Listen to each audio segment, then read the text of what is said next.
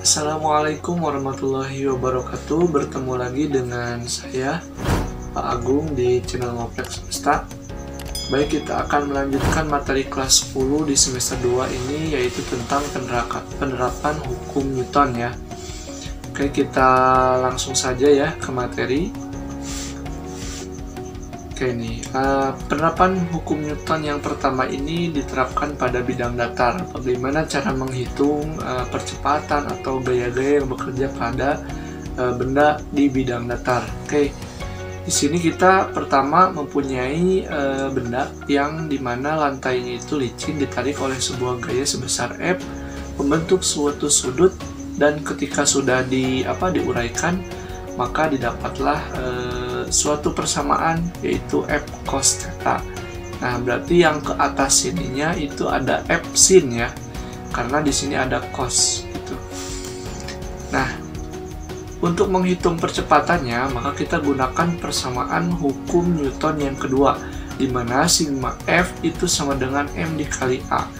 Nah, untuk sigma F-nya sendiri kayak yang ini ya, tinggal masukin, maka didapatlah A sama dengan F cos theta dibagi dengan massa. Nah, yang harus kalian jadi catatan yang ininya aja ya. Oke, jika misalkan ditanyakan gaya pada sumbu Y-nya, ini kan sumbu X ya, yang ini sumbu X, jadi yang bidang mendatar ini itu sumbu X, kalau yang ke atasnya berarti itu sumbu Y ya.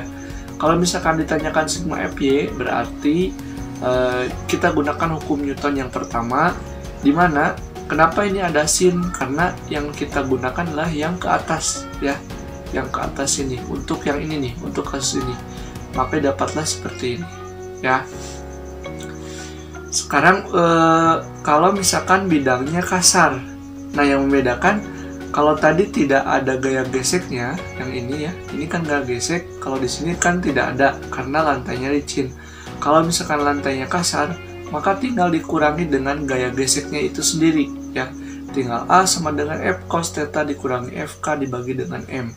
Nah, untuk sigma Fy-nya atau yang mengarah ke vertikal ya, itu masih sama ya rumusnya. Gitu. Nah, sekarang kalau gimana kalau bidangnya itu atau bendanya itu bertumpuk ya, seperti ini. Ini biasa dikatakan sebagai gaya tolak ya, gaya tolak menolak gitu. Nah, untuk balok yang pertama, untuk menghitung gaya normalnya kita gunakan M1 kali G ya. Jadi kita fokusnya ke M1-nya, karena M1 ini tidak ada yang mempengaruhi untuk di balok satunya saja. Tapi kalau sudah main di balok 2, karena ini mempengaruhi juga ke M1, maka jumlahkan antara M1 tambah M2 dikali dengan G. Gitu. Itu aja ya. Oke, selanjutnya adalah gaya tegang tali. Nih, gaya tegang tali ini adalah gaya yang bekerja pada tali ketika tali tersebut dalam keadaan tegang. Jadi, kalau misalkan talinya dalam keadaan tegang, maka muncullah gaya, namanya gaya tegang tali. Di mana gaya tegang tali ini disimbolkan dengan huruf T, atau dengan satuannya adalah Newton ya, N ya. Oke, ini contoh misalkan ada dua buah benda ditarik oleh sebuah gaya F ya, dimana muncullah nanti akan ada gaya tegang tali, dimana M1 ini mengakibatkan adanya gaya tegang tali pertama atau T1, dan M2 juga ada gaya tegang tali yang kedua karena tarik menarik ya. Nah, untuk menghitungnya kita bisa menghitung satu persatu, atau salah satu juga bakal sama ya, karena T1 dengan T2 ini akan sama nilainya. Jadi untuk menghitung T1 ya, kita bisa menghitungnya fokus di balok yang pertama aja. Misal tinjau balok yang pertama, kita gunakan persamaan hukum Newton yang kedua, di mana sigma F sama dengan M dikali A. Nah, karena yang bekerja di balok pertama itu adalah gaya tegang talinya yang pertama saja ya. Jadi jangan lihat dulu yang T2 yang ini, jangan lihat, tapi kita fokus ke balok yang pertama. Balok yang pertama itu gaya yang bekerjanya cuma satu doang. Ini doang kan ya, T1 doang. Jadi makanya T1 sama dengan M1 dikali A. gitu. Kalau di balok yang kedua, kita perhatikan nih, ada dua gaya yang bekerja. Pertama ada gaya F bergerak ke arah kanan, sedangkan T2 bergerak ke arah kiri. Jadi ada dua. Nah, karena percepatannya itu ke kanan dan searah dengan F gitu, maka si F ini jadi positif. Jadi T2-nya negatif karena berlawanan arah dengan F.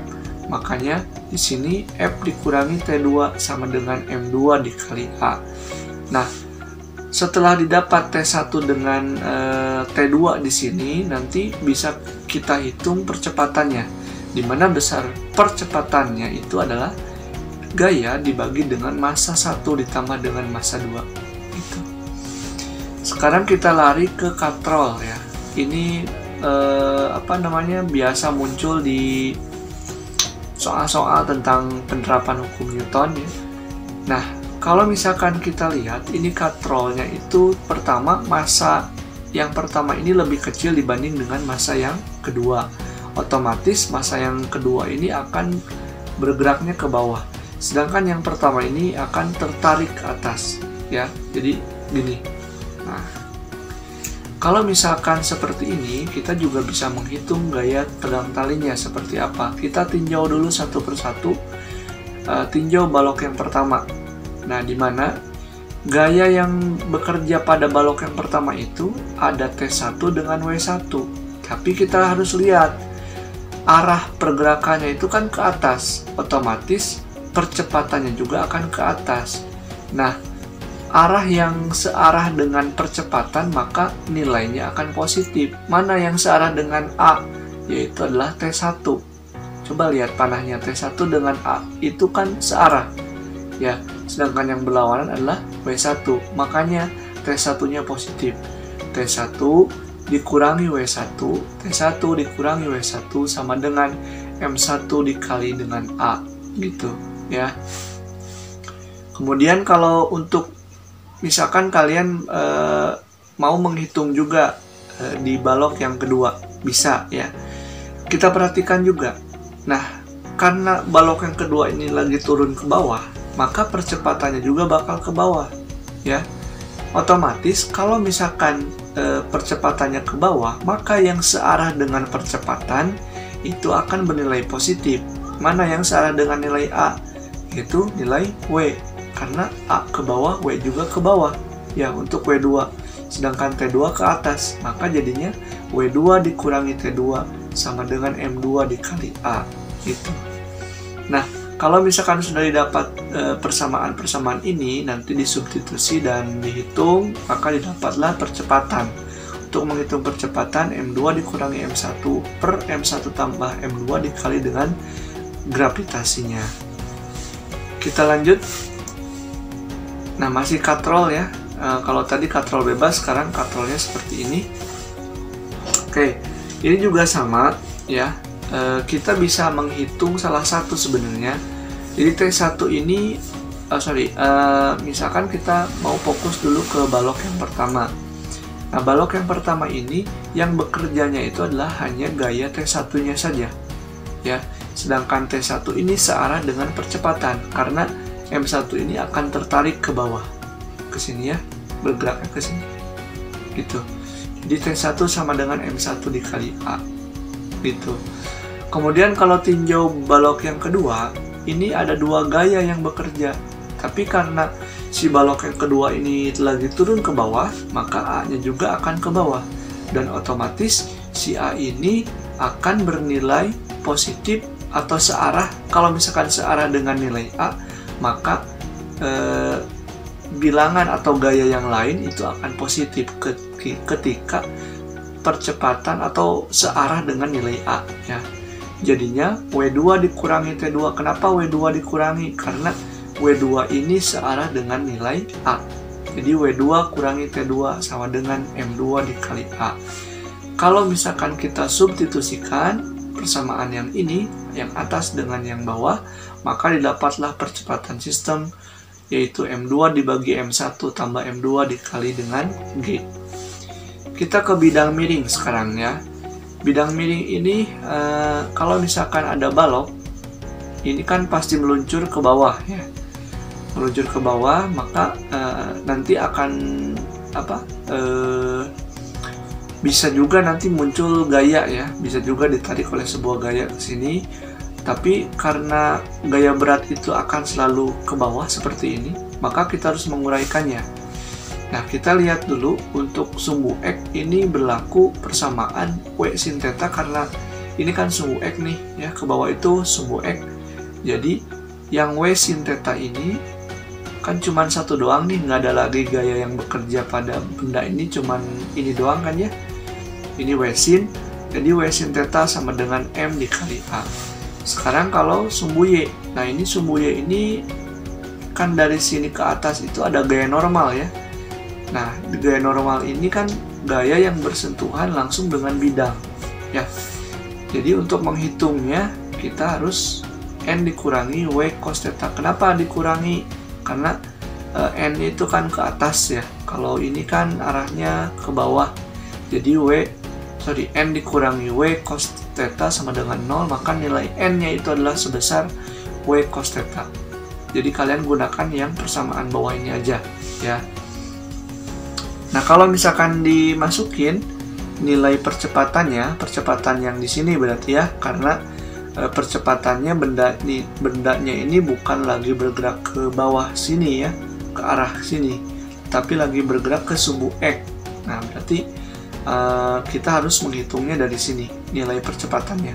Maka didapatlah percepatannya sebesar G sin theta ya.